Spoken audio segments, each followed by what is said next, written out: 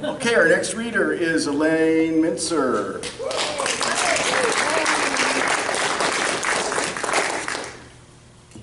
Thank you, Rain Dog, and thank you for another beautiful collection. Thank you. This first poem is in the book. It's called The Normal Season, and it's about my childhood. It's almost all true, but if I were to do an illustration of it now, you know when you used to watch the cartoons and the character would open their eyes wide and scream, and there'd be this black hole with the uvula just kind of dangling in the background? I want you to keep that image in mind when you hear this. The normal season. When everyone gets out of bed on time and eats breakfast and leaves without spilling milk on their skirts, requiring a change. When the car starts and has enough gas to make it to the front gates, where no one is considering throwing rocks or tripping us up the stairs. When the teacher calls on us and we know the answer, not when our mind erases itself and our mouths hang open like pomegranates, heavy and red on their branches, but nothing comes out. When mom isn't sick on the couch with a rag on her head and a bucket at her elbow. When there's enough for dinner and the mashed potato to pea ratio is perfect. When daddy comes home and sits in his chair and doesn't disappear behind the news. When the wind rustles the curtains and mom tells dad we should putty the windows, and he says maybe this weekend, and the cool thread of that wind finds its way under our pajamas so we're ready to jump under the covers to keep warm. And when the days slip one into the next, and the seasons and the years when we don't fall and split open, scattering dark stains on the pavement.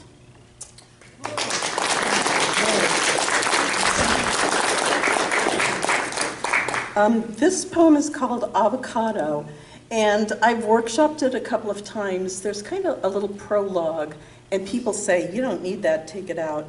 But I think it sets it up as a thought experiment. And a thought experiment is when you think about something and you think about all of the ramifications, and you just go where your mind takes you. So, think of a seed: sesame, cumin, flax. Think of a bean: garbanzo, navy, soy. Think of an avocado pit. It looks like an egg.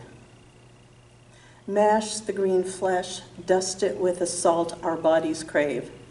Show your child how to suspend an avocado pit on 3 toothpicks over a jar of water. Let it float, half in, half out. Watch it cleave and search for solid ground.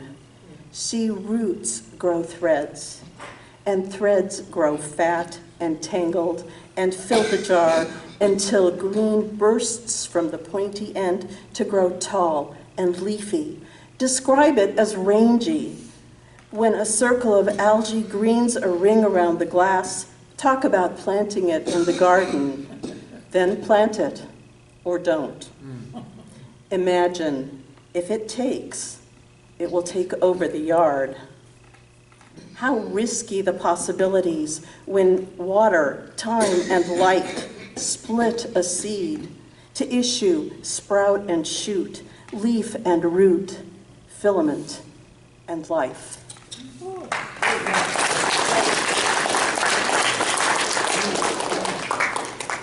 And here's the last little poem. It's called 3:43 a.m. I hear him say, I hate you, and wonder if I should wake him, ask if he's dreaming about work or someone further back in his hellish past. But sleep is so dear.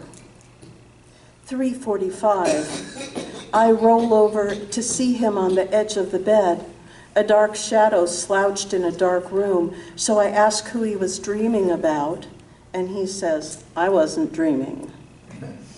I say, I heard you. And he says, you were dreaming. I was downstairs for an hour. I had some cinnamon toast. He leans over to kiss me, and his breath is butter in the dark.